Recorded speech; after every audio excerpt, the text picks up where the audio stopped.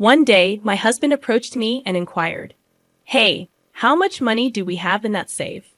I couldn't help but chuckle and replied, probably around $500,000 in total. Now, the following day, upon returning home, I discovered a signed divorce paper on the living room table. Both my husband and the vault were gone. My name is Helen, a 58-year-old working housewife who still puts in diligent effort at my job. You see, my hobby is saving money.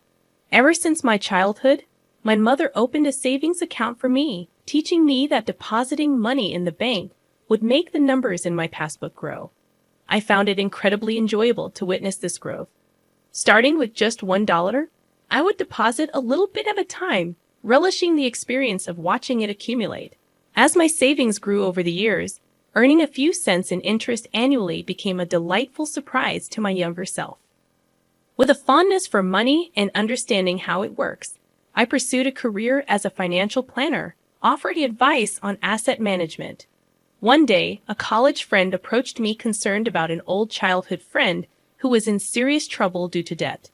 They asked if I could offer some advice, and intrigued, I agreed to meet with him. This friend, named Mark, was a handsome man with a refreshing smile. He shared his story, confessing his love for gambling and the struggles he faced in making ends meet. Feeling sympathetic, I offered Mark some guidance. Given his precarious financial situation, I advised him to consolidate his debts and reduce his monthly payments to better manage his life. As my friend had asked for my help, I willingly lent a hand. Looking back now, I realized that perhaps I had developed a slight crush on Mark during our interactions. Little did I know that this would lead to a series of troublesome events. Against the advice of my friend, Mark and I decided to get married, believing that our union would help us face his debts together. Due to my stable income and financial expertise, most of Mark's income went towards paying off his debt. I made sure he severed ties with his parents to prevent the debt from escalating. Additionally, I provided Mark with a monthly allowance of $500. However, when Mark decided to cut ties with his parents, they responded with anger and resentment. His mother labeled him an ungrateful child, regretting ever giving birth to him. His father too expressed his discontent, desiring to confront me for what he considered thieving behavior. It was clear that they believed Mark belonged to them as a means to repay their debts. Exhausted from dealing with his parents' debt for so long, Mark finally stood up for himself, declaring he was not their ATM. He returned to me, feeling relieved to be free from their constant reminders of the financial burden. Soon after, we welcomed a son, Kevin, who bore a striking resemblance to Mark. Kevin became my pride and joy, but unfortunately, he inherited his father's lack of discipline and indecisiveness. Just as our son noticed Mark's carefree character, he also observed the never-ending cycle of borrowing money from predatory lenders, dealing with loan sharks, and tricking friends into lending him money for gambling. Our journey was not without its challenges, but I managed to keep Mark on track. Over the span of 23 years, we gradually reduced Mark's debt to around $10,000, nearing full repayment. One day, while on the verge of achieving our financial goal, Mark received a call from his parents. They informed him that his father had collapsed and was at the hospital. Concerned, Mark left work early to be by his parents' side. He messaged me, apologizing for breaking our promise and explaining the situation. I encouraged him to go and comfort his parents, assuring him it was all right. As Mark continued visiting his parents at the hospital, I provided him with a little extra money for the hospital fees they couldn't afford. It seemed my in-laws were struggling financially and relying on Mark for support. Although he withdrew a significant amount from our joint funds each visit, around $1,000 to $2,000 per month, I chose to let it slide, understanding their need for assistance.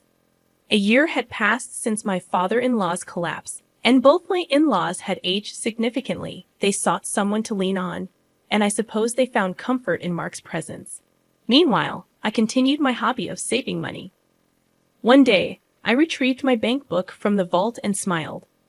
Mark, who usually showed no interest in my financial endeavors, looked at me and asked, "Hey, how much money do we have in that bank account you always look at so happily?" I casually replied, It's about $500,000 now. However, the next morning, I discovered divorce papers completed and left in the living room. Both Mark and the safe were gone. As I sat there having breakfast, I couldn't help but smile. I knew Mark had his eyes on the money in the vault, and he had planned to take it all. Imagining him attempting to carry the entire vault nearly made me burst out laughing. In our home, we had a black cat named Luna. We had installed a pet camera to watch Luna's adorable antics, which served as healing moments throughout my day. Luna provided a sense of comfort amid the unexpected turn of events. While watching the pet camera during my lunch breaks, I was always greeted by the adorable sight of my child. But one day, as I switched on the camera, something unexpected unfolded in our living room. My in-laws and my husband Mark engaged in an unbelievable conversation. "Oh, you live in such a nice house, Mark. Your good salary makes your mother so proud," they flattered him. Mark's father responded proudly, "Indeed, I make a decent salary myself. However, Helen takes it all, and I'm left with a mere allowance of $500 a month." "Are you kidding me? That's outrageous. You should be getting more," they explained, sympathizing with Mark. "Why do you obey such a tyrant like Helen? You could live a much better life on your own," they continued. "Mark, you're our pride. You could have saved hundreds of thousands by now. But she's exploiting you? Poor thing." They manipulated him. Listening to their conversation, I wondered if they had completely forgotten that I had worked hard to pay off Mark's debts. I pondered what was going on in their heads. In the past, it was Mark burdened with debt from his parents, and I had to provide them with cash every month, making it challenging for us to get by. "Did you know she has a bank book with tons of savings? It's not fair that you only get $500. Mark complained, and in that moment, my in-laws' eyes lit up. They exchanged glances and eagerly leaned in, awaiting Mark's response. Last I heard, I think it was around $400,000 or $500,000, Mark answered. "Mark, isn't that money rightfully yours?" they asked, trying to persuade him. "It may not match the effort you've put in, but shouldn't you be receiving that money?" "Yeah, I guess you're right. I'm starting to think the same thing," Mark conceded. Despite his good looks, Mark was easily influenced and indecisive. In the past, I found this endearing and wholeheartedly devoted myself to him. However, it seemed he was being manipulated by his parents once again, and they were about to touch my precious savings. Witnessing this scene was incredibly painful. Tears streamed down my face as I sat at my desk at work, holding my phone. For the past 23 years, I had diligently set aside my own living expenses from Mark's income, primarily using it to pay off our debt. On top of that, I provided him with a $500 allowance from my own pocket. Despite explaining this to Mark, it appeared he had completely forgotten what the past 23 years had been for. I felt a deep sadness and pitifulness, as if I were drowning in my own tears in that moment. I made the decision to record the conversation and promptly sent the data to my son. Claiming sickness, I left work early and headed to my regular bar, where I drowned my sorrows in alcohol. Pouring out my heart to the bartender, he gently comforted me, saying, "Why do you grieve for someone like that? You've done nothing wrong. There's no need to live for them. Live for yourself." In that moment, my love for my husband and my intoxication faded away. "Thank you, sir. Next time, we'll share a pleasant dream," I said to the bartender before leaving. Returning home, I entered my study and began devising a plan to retrieve the bank book from the safe. I couldn't fathom how to accomplish it, but I was determined to show them hell. They should never underestimate me. Concentrating harder than ever, I knew that gathering evidence was the first step. From that day on, I diligently checked the pet camera every day, and slowly, the ugly truths began to surface. Instead of the woman my husband was having an affair with, my in-laws started appearing on the camera in our house. They were discussing their plan to take the bank book from me. "Is everything arranged to take that bank book from Helen?" they asked, grinning unpleasantly. "You're smart. You must have thought of something, right?" "Yeah, I have a plan. I'm thinking of taking the entire vault." "It'll be easy," Mark responded confidently. but the safe is quite heavy. Are you sure you can handle it? His father questioned. I'll be fine. I'll load it onto a cart. Dad, help me out, Mark replied, and his father agreed, saying, All right, I'll assist you any time. The safe weighed around 120 pounds, confirming my suspicion that Mark, despite his good looks, was not very smart. At that moment, I solemnly pledged to drag these people down to the depths of hell. They had not only betrayed me, but also ruined the precious moments I spent watching Luna, our cat. Witnessing my husband's infidelity through the camera was a painful blow. I had hoped to find solace in Luna's presence, but even she seemed scared and wouldn't show up. These people had shattered my peace, but I vowed to punish them severely. One day, while I was working, I activated the pet camera once again. This time, it wasn't the woman my husband was having an affair with. Instead, it was my in-laws at our house, discussing their plan to take the bank book from me. With determination in my heart, I continued to gather evidence, and soon the day would come when I would execute my plan and show them the consequences of underestimating me. Facing the reality of my impending divorce, I found myself strangely accepting of the situation. Just how desperate were these people to go after money? I sat at my office desk, sipping coffee, and recorded the scene on my phone screen. Surprisingly, I wasn't upset or sad anymore. If they had such intentions, so did I. I was determined to show them the consequences of their actions. Then, the day finally arrived. Hey, how much money is in that passbook on the vault? You always seem so happy when you're looking at it, Mark asked. Right now, there's about $500,000 in there, I replied casually. The next day when I arrived home, I discovered a signed divorce paper in the living room. Both my husband and the vault were gone. A smirk formed on my face as I sat down to have breakfast. I acted quickly, immediately filing the divorce papers and contacting my son Kevin. Your father finally stole the vault.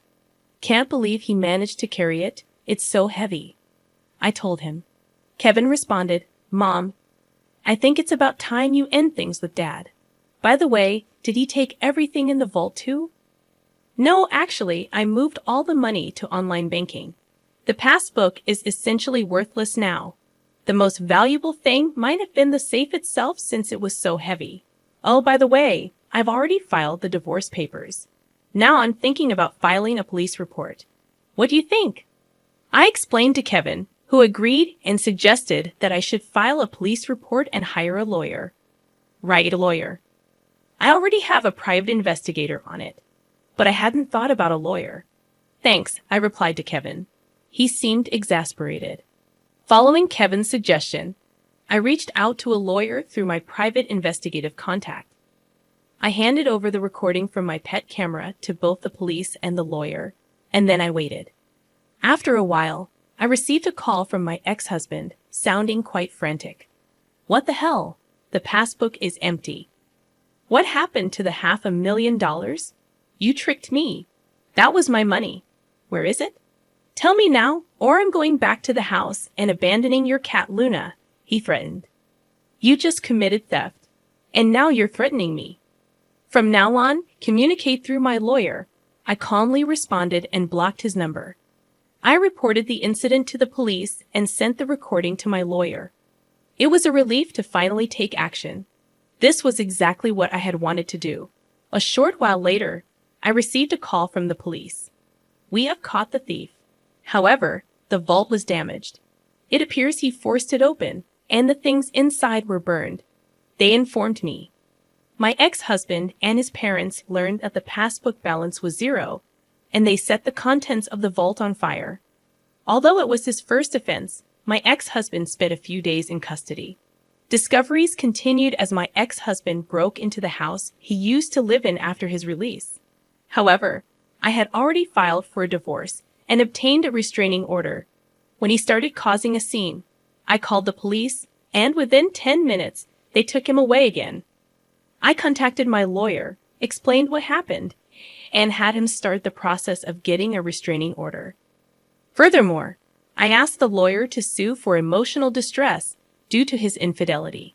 The lawyer mentioned that we might not get much money from his broke family. but that didn't really matter to me. What I wanted was alimony. It seems my ex-husband broke into our house because he was discarded by his mistress and wanted to get back with me. His mistress promptly transferred $10,000 as alimony and seemed to have disappeared. It appears they split after the vault incident, realizing that when the money runs out, so does the love. My underpaid ex-husband, who still has $10,000 in debt, and his gambling-addicted parents seem to be struggling with their daily lives. He is living in an old single-room apartment without a bath, constantly quarreling with his parents. This information came from my lawyer. My ex-husband pleaded with me, saying, "I can't afford to pay the alimony. Please reduce the amount." But I refused, telling him to stay away from me. "If you're really sorry, show it with money," I said. If he had stayed with me, he had planned to end the remaining $10,000 of debt by the time he retired. But he fell for the sweet talk of his gambling-addicted parents-in-law. In the end, how foolish they all were. The $500,000 in savings was the accumulation of my hard work since a young age. I find joy in saving small change and updating the bank book. Now I will start a new bank book. I am living a relaxed life with my black cat Luna. My son visits occasionally and tells me about his girlfriend. This time, I am going to spend time for myself. I need to buy a new safe, one that's so big that a person can't carry it. Right, Luna? I am the happiest I've ever been.